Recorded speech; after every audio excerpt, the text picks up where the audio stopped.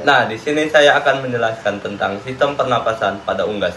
Yang pertama dimulai dari rongga hidung atau kapsulasi. Proses pernapasan dimulai dari rongga hidung atau kapsulasi. Udara yang masuk melalui hidung akan melewati rambut hidung dan lapisan mukosa yang berfungsi untuk menyaring debu, mikroorganisme, dan partikel asing. Selain itu, pembuluh darah di dalam rongga hidung membantu menghangatkan udara, sedangkan lendir membantu untuk melembabkan udara sebelum menuju saluran pernapasan berikutnya. Nah, seterusnya yaitu faring. Setelah melewati rongga hidung, udara akan masuk ke faring. Faring merupakan saluran berbentuk tabung yang berada di belakang rongga hidung dan rongga mulut. Organ ini berfungsi sebagai jalur penghubung antara sistem pernapasan dan sistem pencernaan. Karena udara dan makanan sama-sama melewati bagian ini. Selanjutnya adalah laring. Udara kemudian bergerak menuju laring, yaitu bagian saluran pernapasan yang sering disebut kotak suara. Nah, laring inilah yang membuat suara khas pada unggas.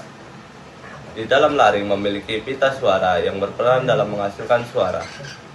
Pada bagian atas laring terdapat epiglottis, yaitu struktur seperti katup yang berfungsi untuk menutup saluran napas ketika kita sedang menelan makanan, agar makanan tidak masuk ke saluran pernapasan. Seterusnya yaitu trakea. Dari laring, udara akan melewati trakea, yaitu saluran pernapasan berbentuk pipa yang memanjang menuju paru-paru. Trakea tersusun dari cincin tulang rawan atau kartilago yang menjaga saluran tetap terbuka.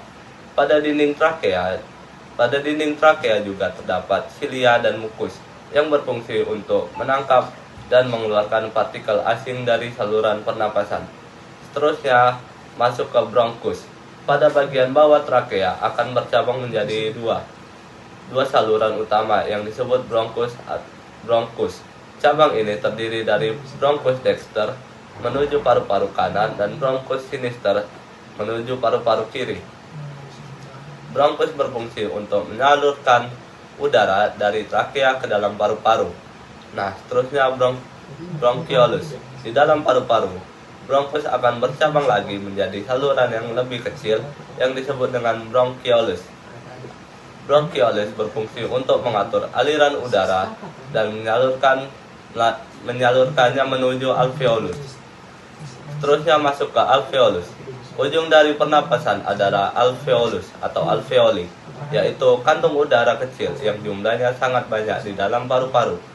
Di alveolus terjadi pertukaran gas, yaitu oksigen berdifusi masuk ke dalam kapiler darah, sedangkan karbon dioksida atau CO2 keluar dari darah menuju alveolus untuk kemudian dikeluarkan saat kita bernapas keluar.